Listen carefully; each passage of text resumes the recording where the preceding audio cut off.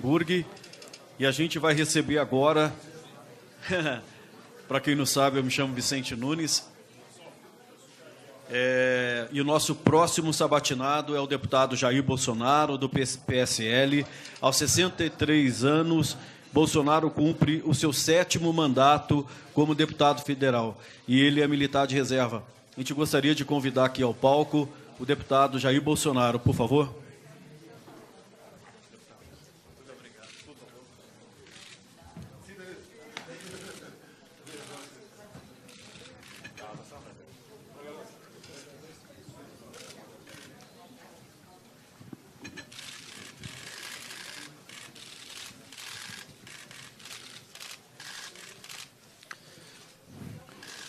Deputado, vamos começar então a nossa sabatina.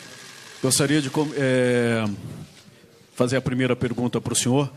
Na questão econômica, o país viveu aí nos últimos 2 anos a pior recessão da história. Estamos aí com um exército de 13,4 milhões de desempregados. Se a esse grupo forem incluídos as pessoas que estão com subemprego, chegamos a 28 milhões de brasileiros que não conseguem viver com a própria renda. Eu lhe pergunto, o que o senhor vai fazer na economia para tentar reverter, resgatar o crescimento econômico sustentável que permita a criação de emprego, geração de renda e redução da pobreza? Primeiro, eu acho que esse número seria muito maior se levar em conta que quem recebe Bolsa Família é tido como empregado. Quem não procura emprego há mais de ano também é tido como empregado. São as metodologias. Esse número é assustador, no meu entender. Um presidente da República, um governador, um prefeito, ele não cria emprego. A não ser que ele abra concurso, leve em votação o surgimento de novos cargos comissionados. O que um governo tem que fazer é não atrapalhar quem quer empreender, quem quer investir, quem quer produzir alguma coisa. O que eu mais tenho tido reclamações junto a esse público, empresários, comerciantes, produtor rural, o governo é o sócio majoritário quando dá lucro. Quando dá prejuízo, os caras tiram o corpo fora. Então, o que eles mais pedem é o Estado interferir menos na atividade deles. E eu tenho conversado e tenho me assessorado de pessoas da área econômica, a gente vai aprendendo. Essa questão de humildade, é que temos que desburocratizar muita coisa, desregulamentar. A questão, estou vendo aqui, assim, de fisco, um trabalho maravilhoso, mas em alguns setores a fiscalização rural, por exemplo, ela vai além, porque leva-se em conta a subjetividade, e parte por aí, basicamente. É diminuir o tamanho do Estado, é o Estado necessário, não é zerar as estatais, mas diminuir. Poucas estatais é que dão lucro, E o que puder jogar para a iniciativa privada, você tem que jogar. Em algumas estatais, vê a questão do modelo, como a Embraer no passado. Então, passa por aí e, obviamente, passa por um presidente que tenha humildade de conversar com quem entende em cada setor para que a decisão seja tomada em conjunto. Eu não sei de tudo, apesar da minha idade, apesar de ter 28 anos de parlamento, tenho ainda muito a aprender, mas tenho a humildade, acima de tudo, sempre perguntar, que sempre foi uma máxima minha desde quando cheguei no quartel, perguntar para os mais antigos no quartel certas coisas que eu não quero aprender na tentativa e erro. Então, acho que passa por aí a criação de empregos no Brasil. Tenho dito, já botam na minha conta, a imprensa, grande parte, já bota na minha conta. Porque quando eu converso com o empresariado, eles falam o seguinte: o trabalhador vai ter que decidir um dia menos direitos e mais emprego, ou todos os direitos de emprego. Isso é o empregador que diz, não sou eu que estou dizendo isso aí. É se colocar no lugar dele. Inclusive, eu falo, em vez de nós termos aí um programa renovado, Meu Primeiro Emprego, por que não Minha Primeira Empresa? Para que cada um sinta o que é ser patrão nesse Brasil. É difícil ser patrão. E não podemos aqui, é fácil você jogar patrão contra empregado, porque empregado é a maioria, dá mais voto. Agora, o que está acontecendo na prática? É que eu só disse agora há pouco aí. Milhões de desempregados e não vemos um horizonte realmente que possa ser promissor para nós. O senhor falou em reduzir o número de empresas. Quais o senhor privatizaria? Temos aí a Eletrobras, Petrobras, Banco do Brasil, Caixa Econômica Federal e há outras estatais aí também. Quais as que estão nos seus planos privatizar, se o senhor for eleito presidente? É a mesma coisa. O nosso programa de governo será apresentado, de acordo com a lei, quando, né, porventura, a minha candidatura venha a ser efetivada, meados de agosto. Isso tudo vai estar lá. Queremos fazer uma coisa bem feita. Tanto é que me critico também que eu não tenho um plano de governo. Qual outro pré-candidato apresentou? Ninguém. Então, eu não quero ser leviano, vamos privatizar o Banco do Brasil. Tá? Eu quero saber com mais detalhes, com mais profundidade, que eu ainda estou aprendendo muita coisa. Né? Quem vai, por exemplo, financiar a safra agrícola com que taxa de juros? Você tem que ver isso aí. Né? BNDES, por exemplo, não pode continuar emprestando dinheiro para amigos aqui dentro e para a ditadura lá fora. Então, essas questões, né, a gente vai discutir no momento oportuno. Mas o senhor não tem assim nenhuma ideia de qual estatal que o senhor considera que deva ser privatizada? Tivemos essa questão dos caminhoneiros, alguns já falaram em privatização da Petrobras. Como é que o senhor vê, por exemplo, essa questão do... A Petrobras, você vê, tem pesquisa aí, vamos acreditar em pesquisa. Está dividida a opinião pública sobre privatizar ou não a nossa Petrobras. Eu tenho a Petrobras como empresa estratégica. Mas o que aconteceu na questão do preço do combustível? Qual a função social de uma estatal? Botar alguém lá para simplesmente todo dia aumentar o preço?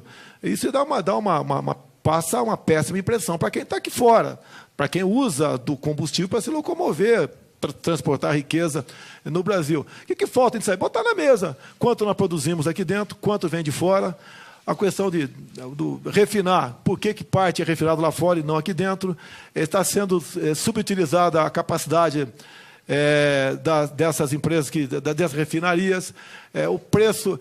Não se falou em governador nessa questão. É conjuntural essa questão de um preço que está, no meu entender, alto do combustível, e ninguém quer na canetada, né, da tabela ou na tablita, como se resolvia no passado, o congelamento, como os economistas resolveram no passado, a questão do cruzado, simplesmente é aquela solução messiânica aqui para ficar bem com os caminhoneiros, dizer que vai baixar a gasolina para ficar bem com o povo brasileiro, mas o ICMS é um absurdo, é um verdadeiro estupro, o valor, né, o percentual do ICMS cobrado no Brasil.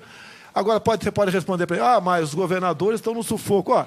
Se o Estado quebrar, é sinal que o contribuinte já quebrou antes dele. Nós não podemos tentar salvar o Estado simplesmente botando na guilhotina aqui a cabeça dos brasileiros. Não é por aí. Okay? Então, essas medidas que vão ser tomadas, se eu chegar lá, a gente vai tomar as medidas tocantes isso aí. E digo mais, Denise, se eu fosse presidente, não teria havido a questão dos caminhoneiros, esse movimento deles, que há 2 anos eu os acompanhava pelo Brasil. Estive em Gramado, 2 vezes no Rio de Janeiro, 1 vez em Brasília, tratando desse assunto, os mais variados possíveis. Vai lá da indústria da multagem eletrônica, isso tem que acabar, está na mão de uma panelinha, não me pergunte quem que é não, está na mão de uma panelinha decidir a questão das multagens. No Brasil tem grupos políticos que faturam horrores em cima disso aí, você pode ver, você anda na hora do Rio de Janeiro a 70 ou 90 por hora, como é em Botafogo, 70 no Leblon. Por que na Rio Santos tem que ter 40 por hora? Aí você vai multar. Isso vai no preço do frete no final. Então, multagem, a questão do pedágio, há quanto tempo eu vinha discutindo com eles também, não tem o poder para tal, né? A questão do eixo levantado. Está num contrato. Não existe contrato leonino, quando você vai alugar um imóvel, um negócio qualquer, também não me entender, isso é uma causa leonina. Se o caminhão está vazio, o eixo está levantado, não tem que cobrar. E alguns estados, se não me engano, São Paulo, cobravam isso aí. As condições da estrada. É difícil, né? Nós temos um modal aqui que não dá mais, você tem que tentar mudar. Agora, o governo não tem dinheiro para mudar. Vamos tentar iniciativa privada, parceria, até parceria fora do Brasil, se for o caso, investir no outro modal de transporte, que não seja o rodoviário. A questão de roubo de cargas, várias vezes debati com eles em audiências, essas questões também. O prejuízo aproximado anual de roubo de carga no Brasil é R$1,5 bilhão de reais. Quem paga a conta? É quem está nos assistindo aí. É você também, Denise, paga essa conta aí.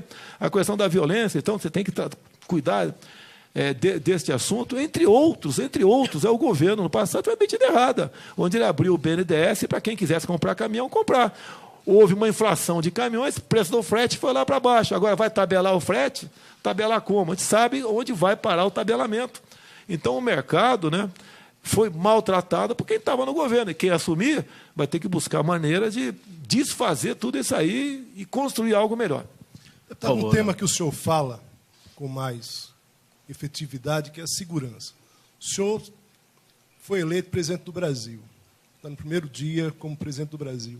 Quais a principal medida para a segurança que o senhor vai tomar?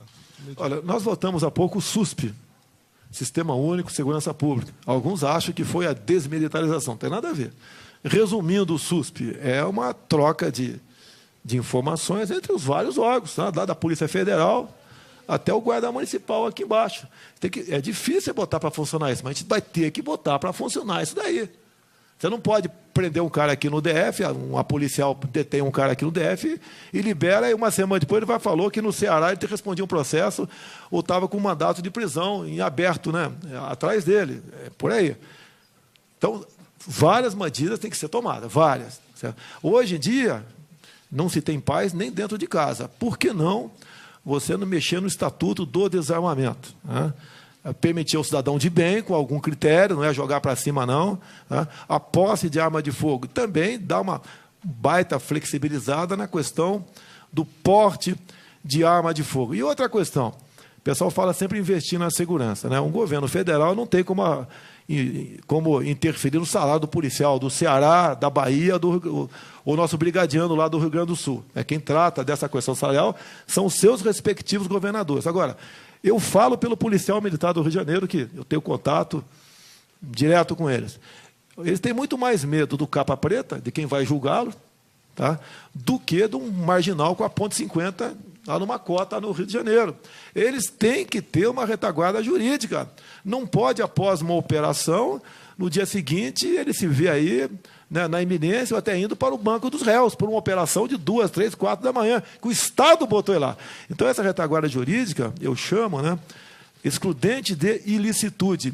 Em operação, o policial civil, militar, federal, o nosso das Forças Armadas, em GLO, responde, mas não tem punição. Você pode ver, fuzil, basicamente, é no Rio de Janeiro, está na mão da bandidagem. Mas já chegou no Ceará, está chegando em São Paulo. Em São Paulo, por exemplo, o governador que saiu, não sei que vai ser a atuação do primeiro Alckmin que saiu, tá? É determinação superior, o policial, raros são os que podem usar fuzil lá. São os oficiais, eu acho que praça não usa fuzil em São Paulo. E para enfrentar quem já começa a aparecer com fuzil. E tratar essa questão, né, com radicalismo, tem que ser.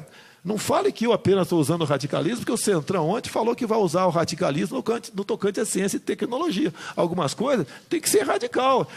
Nós só temos uma vida. Agora, você vê todo dia, né? Quando é filmado um chefe, pai de família, voltando ao aniversário dele ou do filho, de 11 anos de idade, foi executado entrando em casa. E esse cara tinha cometido 2 furtos no mesmo dia. Com toda certeza, esses já passaram por audiência de custódia, apesar do Major Olímpio, apesar do deputado Donzo Lorenzoni, por furtos anteriores. Eu acho que a chance de alguém que praticar um furto ficar detido é 0. Junto ao dia de custódia, tem que acabar com isso. E não vem com essa historinha, os presídios são cheios, não recupera ninguém. É problema de quem cometeu o crime. Tem que esperar matar alguém para prender quem vinha praticando furto a vida toda? Não dá para ser assim. Então, a questão eu sei que não é fácil, ok?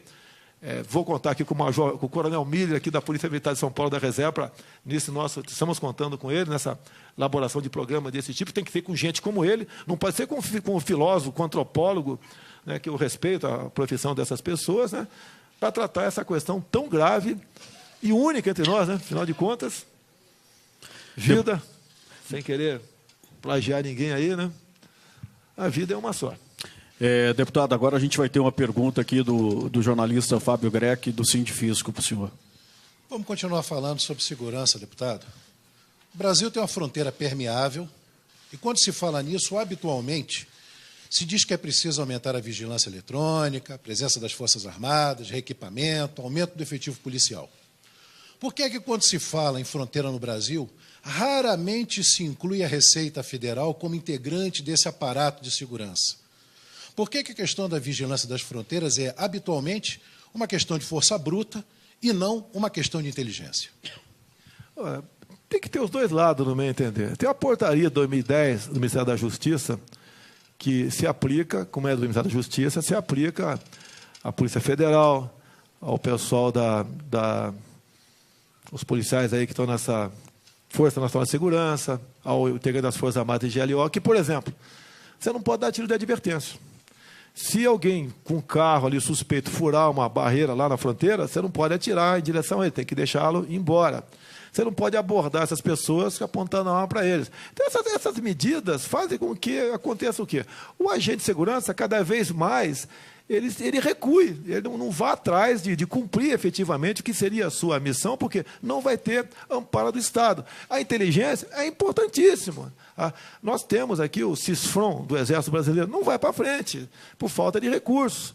Se fosse para frente, lógico, aí seria inteligência, com a participação dos senhores.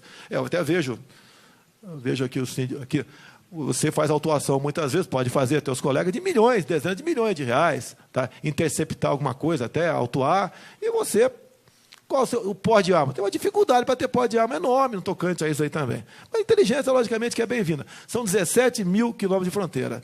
Realmente não é fácil. Os Estados Unidos, que tem uma fronteira 4 vezes mais ou menos menor do que a nossa, não consegue selá-la com o México. Vamos ter dificuldade também aqui. Agora, você tem que também botar no escrutínio de licitude e fazer com a Polícia Militar de Mato Grosso do Sul, faz muito bem, que eu tive em Dourados, tá? Tem uma companhia lá que tem uma missão de... Os caras ficam, geralmente 2 viaturas, meia dúzia de pessoas, rodando a fronteira, e 4, 5 dias depois retornam, para exatamente fazer essas operações inopinadas. A quantidade de drogas apreendidas em Mato Grosso do Sul, que nós sabemos que é uma fronteira seca, eu já servi lá em Niuaque, né, pertinho da fronteira, sabemos como funciona aquilo lá. Mas essa forma de polícia lá está dando certo. Nós poderíamos fazer algo semelhante no Brasil, além da inteligência, além de vocês, essas verdadeiras... grupo de pessoas que fossem vigilantes, né, para exatamente, de forma inopinada, buscar quem está fazendo a coisa errada. Por favor, Paulo. Deputado, a sociedade brasileira vive hoje uma situação de ódio, de embate muito além das ideias, né? Quer dizer, eu queria saber o que o senhor pretende fazer como presidente da República para reduzir esse ódio, reduzir o preconceito na nossa sociedade brasileira, se é que o senhor acha que isso é uma atribuição do presidente da República. Olha só, a Alemanha inventaram lá o crime de ódio. Está dando um terror. Com a lei do crime de ódio aqui, se eu for presidente, eu posso prender você a qualquer momento. Você sabe disso. Tá? Nós temos que ter liberdade total no Brasil. Tá? E não ficar inventando maneira de combater o ódio em nome do politicamente correto. O nosso problema não é esse. Quando alguém faz uma besteira com um terceiro, certo? Ele vai ser isolado pelos próprios colegas. Temos que deixar isso de lado, deixar o politicamente correto de lado. Não me entendendo essa historinha de ódio, quem mais fala em defender é exatamente o pessoal os radicais de esquerda. Tá certo? Eu sou uma das pessoas que mais sou atacado tocante a isso. Tem memes meus, os mais variados possível. Eu não dou bola para isso. A população faz o filtro. Mas o senhor acha que não é um problema o ódio na sociedade? Não vejo esse problema. Deixa de lado. Nosso problema é outro. É a saúde, é a segurança, é a nossa economia, é a educação. Não é isso. Isso, naturalmente, a sociedade afasta. Eu não tive meu tempo de moleque. Desculpa aqui, você de gordinho, de 4 olhos. Não tinha problema nenhum. Hoje, e o gordinho... Geralmente, quando ia bater pelado, chamava de gordo, você chamava, ele dava pancada em você. Hoje o gordinho virou mariquinha, pô. Exatamente por causa desse tipo de política. Se bem que tem muito gordinho machão aqui, eu tenho certeza disso. Vamos acabar com essa frescura, pô. Isso não é problema do Brasil. Nós temos um potencial enorme no Brasil, enorme, inimaginável. Ninguém tem o que nós temos. Eu costumo dizer na minha viagem, não só à Ásia com Onyx, né, bem como em Israel, com os meus filhos, tá? Quem pagou a viagem foi eu, tá? Não teve nada da Câmara, não. Tá certo? Olha o que Israel não tem, olha o que eles são. Olha o que nós temos, que nós não somos. Quando eu falo em nióbio e grafeno, eu levo pancada de um montão de gente. Bota o grafeno de vice, bota o nióbio de ministro. Nós estamos vendo todo dia, né, as evoluções tocante a isso. Parabéns à Mackenzie em São Paulo, que pesquisa o grafeno. O Exército Brasileiro está também participando lá de pesquisas, né? Viaturas blindadas com 10 vezes mais leves. Imagina para carro particular nosso, ou blindagem, né, como economizaria combustível. A questão do grafeno, então, é uma coisa inimaginável, a revolução. Brevemente teremos um avião também base de grafeno aqui, peso lá embaixo, com toda certeza, aumenta a autonomia do mesmo. Então, temos coisas maravilhosas para cuidar, para se interessar. Com o radicalismo, segundo Centrão, parabéns, radicalismo, a questão da ciência e tecnologia, estamos juntos, ok? Copiaram em grande parte O que eu venho falando, inclusive, foi, eu acho que uma saudação a mim. Foram 17 itens. O número do PSL é 17. Tá, okay? Então, tem que preocupar com isso. Me desculpe com todo respeito ao senhor, né? Mas eu acho que essa questão de ódio é secundária. Um país evoluindo, com menos problema, você fica menos sensível a reagir, a ser violento e a ter ódio. Deputado, eu queria passar aqui para a questão da Previdência, né? Todos os seus antecessores aqui trataram desse tema e classificaram a urgência de se fazer a reforma. Eu fiz um levantamento aqui sobre aposentadorias do poder público, em especial do judiciário, que são consideradas as vilãs aí do orçamento. O aposentado do judiciário, ele recebe, em média, R$18 mil por mês. No Legislativo, a aposentadoria chega a R$26.800. Em contrapartida, os cerca de 30 milhões de pessoas bancadas pelo INSS recebem um salário mínimo de R$950. É muita discrepância. Como resolver isso? O senhor vai fazer uma reforma da Previdência? Bem, vamos lá. O senhor vai atacar os privilégios? Vamos lá. Vamos por parte aí. Eu estava no Piauí quando foi anunciado no governo Temer aquela reforma da Previdência. E falei, não vai passar. Não é o que o Temer quer, o que o Meirelles quer, que era ministro na época, né? É o que pode passar nos filtros chamado Câmara e Senado. E minha mãe sempre dizia, né? Remendo novo em calça velha, não vai dar certo. E meu pai também dizia que a gente vivia numa região lá do Rio Ribeira de Iguape, a molecada pegava as canoas para ir buscar jabuticaba em algum lugar, se furar a canoa, rema para o barranco, depois tirar a água da canoa. Nós estamos querendo tirar a água da canoa com a canoa dentro d'água. Não vai dar certo. Como nós temos que primeiro conter, segurar, evitar que apareçam os marajás, que vêm do serviço público. Eu vou contar um exemplo claro do Rio de Janeiro, que se aplica acredito que em todos os estados, talvez todos os estados. Câmara Municipal do Rio de Janeiro. O senhor está concursado lá, ganha 10 mil por mês. O senhor vai trabalhar no gabinete de um vereador, ganha um cargo de comissão de 10 mil. 8 anos depois, o senhor passa para 20. Mais 8 anos, o senhor passa para 30. Vamos, no momento, acabar com as incorporações. O que o prefeito Eduardo Paes, nos últimos dias da Prefeitura do Rio, fez lá no Rio de Janeiro? Estendeu o direito às incorporações aos servidores do Executivo. Então, vamos, no primeiro momento, vamos acabar com as incorporações, você acaba com a fábrica de Marajá.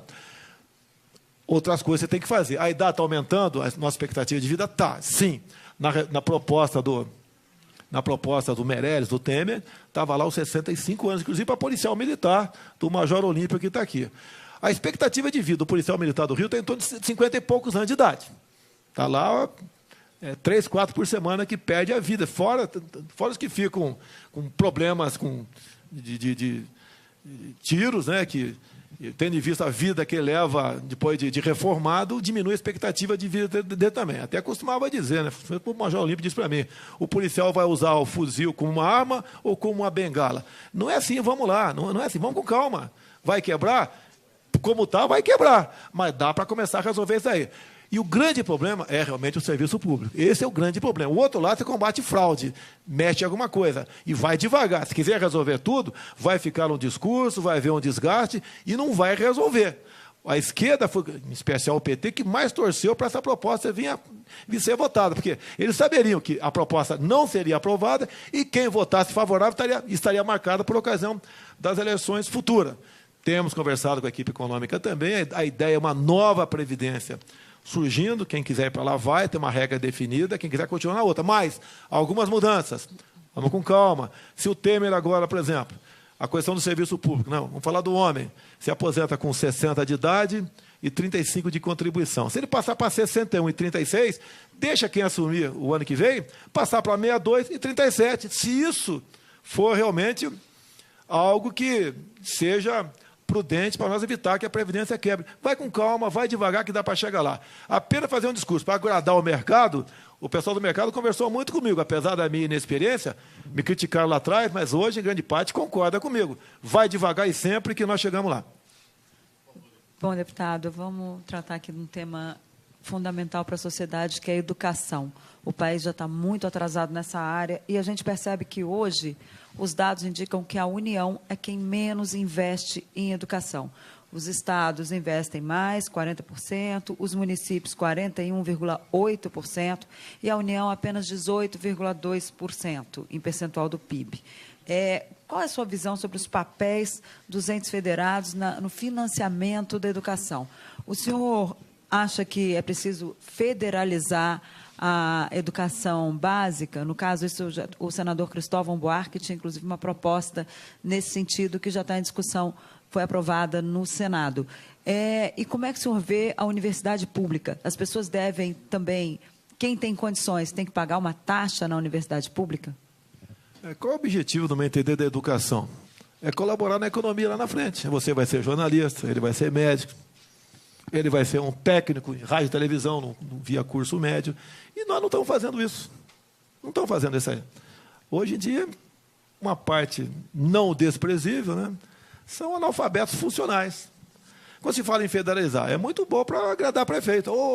Quem vai pagar, o professor aqui vai ser a União. A União não tem dinheiro para pagar ninguém. Não adianta falar em percentual. Você vai aumentar o percentual, vai tirar da onde? Mais de 90% do nosso orçamento é uma despesa obrigatória. O que falta, no meu entender, na educação? A gente gostaria de trabalhar nisso, né? Primeiro, das verbas federais, aí sim, né? Tirar um pouco mais de cima e jogar mais embaixo. Nós estamos começando do zero. Nós temos quase como... Não é não financiar a universidade. A universidade consome o maior quinhão dessa parcela, né, da União que é aplicada em educação. Aplicar mais na educação básica, né? Aplicar mais no ensino médio. Dar uma ênfase muito grande no ensino médio. Você pode ver, eu como tenente do Exército, fiz o curso de geladeira e máquina de lavar roupa, lá em Madureira. Algum demérito nisso? Nenhum. Eu perdi a paciência, o cara estava cobrando muito caro, fazer o curso. Em 2 meses fiz o cursinho, e hoje em dia, se eu treinar 2 dias aí, eu sei que vou ganhar no mínimo 10 mil por mês consertando geladeira e máquina de lavar roupa, que não tem mistério. Vocês, com toda certeza, mais inteligentes do que eu que são, né? Em vez de 2 meses, em 15 dias aprende a consertar esse negócio. Aplicar nisso aí. O que nós queremos é que a pessoa, o ser humano, o homem, a mulher, vá ganhar seu salário na frente. Comece a esquecer o Estado, né? E o Estado tem que colaborar nessa área.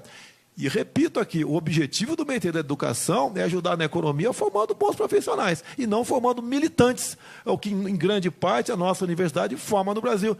Você pega as 200 melhores universidades do mundo, não tem nenhuma no Brasil. Quantas investem em pesquisa aqui? Eu conheço a Mackenzie, talvez mais algumas, com toda certeza, né? Investe nessa questão, mas a Mackenzie não é pública, é privada. E temos que estimular essas questões nessas áreas para você realmente poder ter um retorno lá na frente. Isso vai demorar quanto tempo? 15, 20, 30 anos, não sei. Nós temos que desintoxicar grande parte que vem acontecendo na educação no Brasil com essa história de formar militantes em universidades. Deputado, como é que, caso o senhor seja eleito, como é que vai ser o contato do senhor e a negociação do senhor com o Congresso? O senhor passou 28 anos no Congresso e aprovou projetos que a gente pode contar no dedo, talvez 4, aí no máximo, chegando a 4. Quer dizer, mostra claramente, durante esses 28 anos, uma dificuldade clara de negociação. Como é que o senhor vai tratar desse tema, quer dizer, sabendo que para governar, para ser presidente, é preciso essa negociação do Congresso, já que durante esses 28 anos que o senhor passou no Congresso, efetivamente, o resultado em relação a projetos aprovados pela sociedade é mínimo? Primeiro, eu acho que você poderia fazer uma pesquisa, né, a produtividade de cada deputado. Quanto cada deputado aprovou de projeto. Você pode falar para mim qual é a produtividade? Tá. Não, eu não tenho esse dado. Eu posso fazer uma pesquisa. Fazer a pesquisa, você pode falar. Mas você fez a pergunta, né? Eu poderia, na próxima vez, eu te garanto que eu vou dizer a produtividade. Dividir por 513 o quantidade de projetos aprovados no corrente ano. Vai dar uma média abaixo, tenho certeza que vai dar muito abaixo de 1. Okay? E ver a qualidade. O último projeto meu, que eu aprovei, foi uma emenda ao projeto. Vale o projeto, é o voto impresso. Que o Supremo deve julgar hoje o fim dele. Está a ser 14 horas. A sociedade está assistindo aí. Vamos ficar sem poder auditar as eleições. Será que tem fraude? Eu desconfio. Eu acho que muita gente desconfia. E quem não desconfia não tem como comprovar que não há. Então, a qualidade do projeto também. Agora, mais importante, eu prefiro meu time fazer 30 gols no Campeonato Brasileiro todo e ser campeão na frente, ganhando tudo por 1-0, do que fazer 30 e levar 80, ou ter que fazer 50 e levar 80. Então, muitos projetos nós impedimos que fosse aprovado lá. Agora, a ideologia de gênero, a questão no PNE, há pouco tempo também, com a participação de vários parlamentares, a união nossa contra os péssimos projetos que temos andando pela Câmara. Como agora tem um projeto lá tramitando, Eu não vou discutir o método dele aqui agora, se é constitucional ou não, né, para dar 13º para presidiário que trabalha. Tá? Não sei, não vou entrar no método tocante a isso. Eu acredito que não seja uma boa proposta nesse sentido. Então, os péssimos projetos tem que contar para o teu lado. Né? O pessoal só lembra do Túlio Maravilha, né? Do goleiro lá atrás, que pegou 10 pênaltis, ninguém lembra. Por favor, faltou, peraí. Faltou como negociar. Eu quero agradecer ao Centrão. O Centrão acabou de dizer que vai votar comigo ano que vem se eu for presidente. Que ele diz aqui no item 14, olha que coisa bonita o Centrão aqui, né? E fazer política e não na velha e esgotada fórmula de convivência baseada nas trocas de cargos e verbas por votos dentro do parlamento. Muitas vezes com feições nada republicanas. Então, eu espero negociar com o Centrão, os deputados desses partidos, né, baseado nisso que vocês escreveram. É isso que nós queremos, sem o tomar lá da cá. Afinal de contas, tivemos agora o primeiro parlamentar do Petrolão aí condenado, tá ok? Outros virão, e nós queremos evitar exatamente isso aqui. Nós só temos um voto para vender lá dentro, se quiser vender o voto lá dentro. Então, o Centrão aqui deve compor 200 deputados, eu sei que já vou contar com o apoio deles para governar lá dentro, tá ok? Política tem que ser feita com verdade, não é com mentira. Porque essa época agora é para todo mundo dizer que a Denise tem 20 anos de idade, que você é cabeludo, tá ok? Eu sei que você tem 25, Denise, tá ok? Denise tem 25. Agora, o senhor está contando, no caso do Centrão, o senhor está contando com o grupo que mais barganhou nos últimos anos, né, deputado? Nós vamos... E fez essa política do toma lá da cá, ou seja, o senhor está contando com um grupo que, nesse período, foi o que mais barganhou. Você tem razão. Inclusive, quando lá atrás o Joaquim Barbosa leu seu voto no mensalão, né, ele falou que o único parlamentar que não foi comprado pelo PT foi o senhor Jair Bolsonaro. Tá, okay? Não participei desse grande Centrão lá atrás. Agora, já fizemos... Não, mas se é para fazer a mesma coisa, prezado colega, né, se é para fazer a mesma coisa, vai continuar a roubalheira, a corrupção está aí. Não é apenas levantar a bandeira da ética, como está aqui na outra proposta do Centrão, em época de campanha. Fazer uma cartinha de paz e amor, como o Lula fez por ocasião das eleições. A minha proposta baseia-se em João 8,32. E conhecereis a verdade vos libertará. Nós temos que ter a verdade acima de tudo, mostrar realmente, botar na mesa o que está acontecendo, tomar decisões. Com toda certeza, caso eu chegue, é sinal que, vocês podem ver, nós não temos fundo partidário. Eu não vou usar os 3 milhões dos 1.700.000 que eu tenho direito a usar no Fundo Democrático. Não vou usar, ok? Vou continuar fazendo campanha na raça e talvez aqui fazendo aí o crowdfunding, aí eu pedir dinheiro na internet. Agora, se eu chegar, é sinal que quem votou em mim, votou do coração e com a razão. E os projetos apresentados por mim vai ser aqueles que eu tenho conversado junto a brasileiros em todo o território nacional, que há interesse por parte deles. Então, acredito que tem que ser por aí. Se é para fazer a mesma coisa, por favor, votem em outro. Se achar que eu não vou governar, sem eu tomar lá da cá, sem entregar ministérios, sem entregar estatais, diretoria de banco, por favor, votem em outro. Deputado, temos mais uma pergunta aqui do Fábio, do Sindifisco.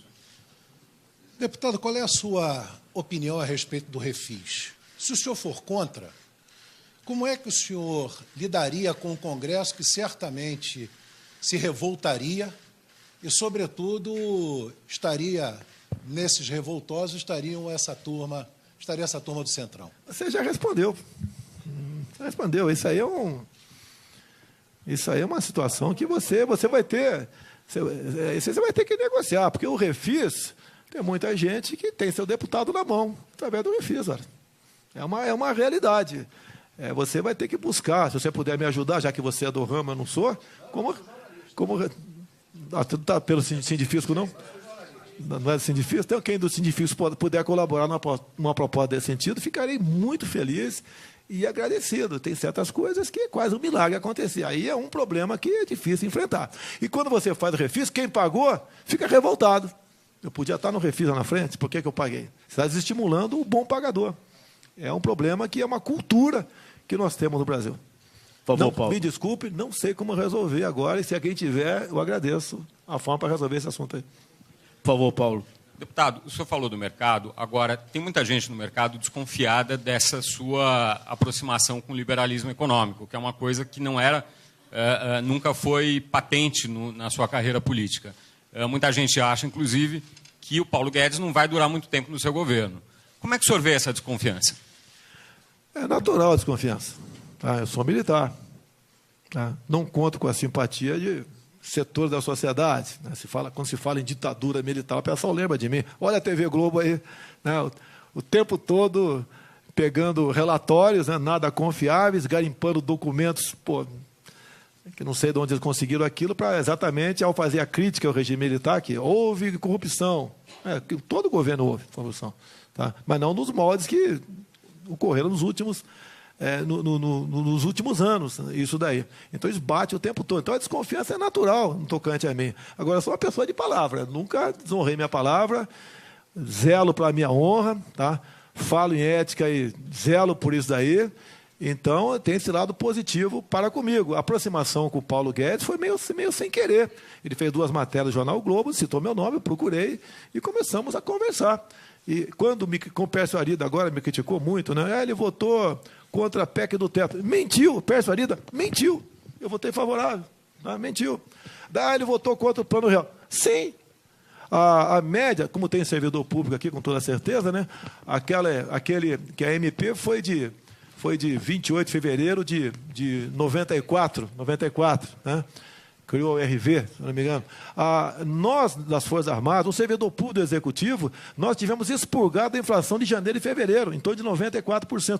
O servidor público, como ele tinha adiantamento salarial, eles tiveram um delta X, que não foi um delta X, né? Foi um baita de um X, a mais para o novo salário a partir de 1º de janeiro. Nós não tivemos. Eu tentei negociar, acho que era o Recupero, se não me engano, tá? Tentei negociar com ele sozinho, tá? Botar os militares das Forças Armadas e o servidor do Executivo naquela questão. Recebi ou não? Votei contra. Eu era assim. O senhor mudou ideologicamente ao se aproximar do liberalismo? Naquela época, eu representava, falando politicamente, né, a classe que me elegeu no Rio de Janeiro, basicamente os militares das Forças Armadas. E levaram uma garfada no início do Plano Real, eu não poderia votar com o governo naquela questão. Até porque os mesmos economistas que fizeram planos no passado de tablita, de congelamento, era que estava de novo, talvez ali, num novo balão de ensaio. Por que eu tenho que acreditar nele? O grande problema do Brasil é questão de confiança. Mas né? foi bom o real, olhando hoje em perspectiva. Andou, mas na metade do governo FHC, né, nós tivemos uma taxa de juros acima de 50%, que nos trouxe essa dívida interna, que está chegando na casa de 4 trilhões de reais, que a gente quer saber como é que a gente consegue sair disso, pagar isso sem aumentar imposto. É um grande problema que nós temos. Bem-vindo o Plano Real, apesar dessa dívida enorme aí, vivemos momentos de paz no tocante aí, e nós das Forças Armadas continuamos com o salário lá embaixo, né, em relação aos demais servidores aqui da carreira típica de Estado. Deputado, por que o senhor acha que o senhor merece ser presidente da República? Não é porque eu sou bonito, não, para ter certeza disso. Tá, né? Tenho absoluta certeza disso, mas por quê? E você está discriminando. Você está me discriminando. Não vira o jogo. Olha só, quando as eleições de 2014 se acabaram, eu comecei a pensar comigo, né? Eu estou sendo demais no parlamento. Muita alteração, brigas, tá certo? Algumas justas, outras nem tanto. E eu pensei, como é que eu posso ser presidente sem um partido grande que não vou ter, sem fundo partidário que não terei, sem apoio, a grande parte da mídia pauleira em cima de mim? E falei, eu vou ser. E para quê? Eu quero mostrar que nós, agora do PSL, né, podemos ser o ponto de inflexão na maneira de fazer política de acordo com ali a decisão do Centrão de ontem, sem o tomar lá da cá, tá? Fazer uma política externa sem um viés ideológico, jogar pesado com o radicalismo na questão da segurança, para que nós possamos ter turismo no Brasil, tá? Fazer com que nós possamos, em nossos recursos naturais, agregar valores, para não continuar mandando um navio de minério de ferro recebendo uma canoa de aço de volta, jogar pesado na questão de ciência e tecnologia. Quem é o ministro de Ciência e Tecnologia no Brasil? Não me respondo, tá certo? Mas devia ser um ministro com a maior visibilidade, aquele que vai realmente estimular os jovens do Brasil a inovação, a pesquisa. Esse foi o objetivo da minha ida com o Onyx aqui, lá na Ásia, né? Para ver em loco como funcionam essas coisas. Sei que é uma viagem bastante rápida, mas deu para ver muita coisa. Uma coisa que me surpreendeu lá na Coreia do Sul, né? Nas escolas, energia elétrica por teto solar. Lógico que visa a economia, mas, por outro lado, mostra para a garotada desde cedo, né, que aquilo ele pode usar na casa do pai dele, no sítio do pai dele. Né? São as coisas que vêm da escola. Queremos resgatar os valores familiares. Para mim, a família tradicional é importantíssima. Nada contra, brincadeira que eu fiz contigo, na questão LGBT. Cada um vai ser feliz da maneira que bem entender. Tá certo? Agora, não podemos esse tipo de política para dentro da escola, como se você, por exemplo, tomar acesso ao Plano Nacional de Promoção e Cidadania LGBT, um pouco em torno de 160 itens ali, coisas absurdas que queriam colocar, alguns até colocaram, dentro da escola para a criancinha a partir de 6, 7 anos de idade. É um absurdo aquilo. Não leva a nada, leva apenas a estimular a criança a entrar na vida sexual mais cedo. A questão de ideologia. Nós fazemos comércio com o mundo todo, repetindo aqui que é muito importante, sem um viés ideológico. Quando estive em Israel, fui lá ver como é que eles plantam no deserto. Eles não têm nada. E são muito melhores do que nós. Nós temos tudo. E estamos aqui na situação por quê? Basicamente por causa da classe política que eu represento também. Que quando você aprova uma coisa, eu, o Onyx, o Major Olímpio, nós temos responsabilidade mesmo contra o nosso voto. E a nossa casa que aprovou aquilo rejeitou uma boa proposta. Então através do exemplo, tentar mudar o Brasil. Basicamente é isso. Ok? Alguns podem falar que eu não sou um bom exemplo, mas passa os bons exemplos, né? Eu sempre dei com a minha vida. No dia a dia dentro da Câmara. Você pode ver, me critico questão de verba de gabinete. O ano passado, eu poderia gastar 400 mil, gastei 200 mil. Ninguém fez uma matéria me elogiando. Agora, quando aumentou minha verba de correio, que eu gastei, passei, não sei, de X para X mais Y, desceram o cacete de mim. Deputado aumenta em X%, em Z%, o seu gasto com a verba de gabinete. Com exemplo do meu entender. Deputado, quem vai fazer pergunta para o senhor, a última, por sinal, antes das suas considerações finais, é a vice-presidente do Sindifisco, Cândida Capozoli. Por favor, Cândida.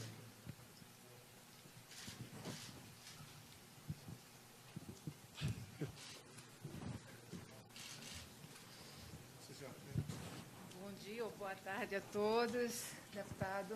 Primeiro, agradecer ao senhor pela participação aqui em nosso evento em conjunto com o Correio Brasiliense.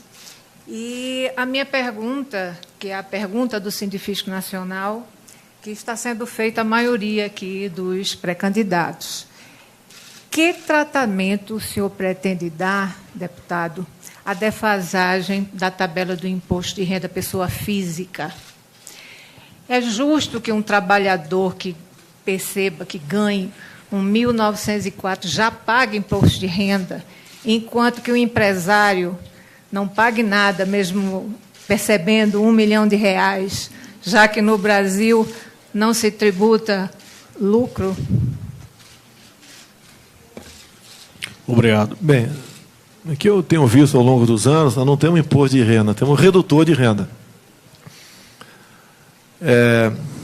Com quem eu converso de economia, que me assessora, eles são unânimes. Como tal, o Brasil vai quebrar. Eu falo, por que não fazer como o Trump fez lá? Eu sei que a economia é diferente. Ele reduziu exatamente o contrário do que a senhora falou ali, a carga dos empresários. Eu acho, opinião minha, tá certo? Não tem que ter imposto em grande fortuna, não tem que ter imposto de herança, tá? E nem tributar mais ainda essa área que a senhora citou ali, porque o governo anterior da França fez algo parecido, o capital, o dinheiro, foi inclusive para a Rússia. Olha o absurdo que chegou. Eu não sei os valores exatos. Por exemplo, se eu quiser doar, até o ano passado, se eu quisesse doar para um filho meu R$100 mil, para ele comprar um apartamento no Rio de Janeiro, eu tinha que pagar 4%. Eu acho que passou para 8% lá no Rio de Janeiro. Então, essas medidas de tributar mais, tentar tirar de quem está produzindo as duras penas, que hoje não é apenas produzir, é para quem vender. O povo está sem poder aquisitivo.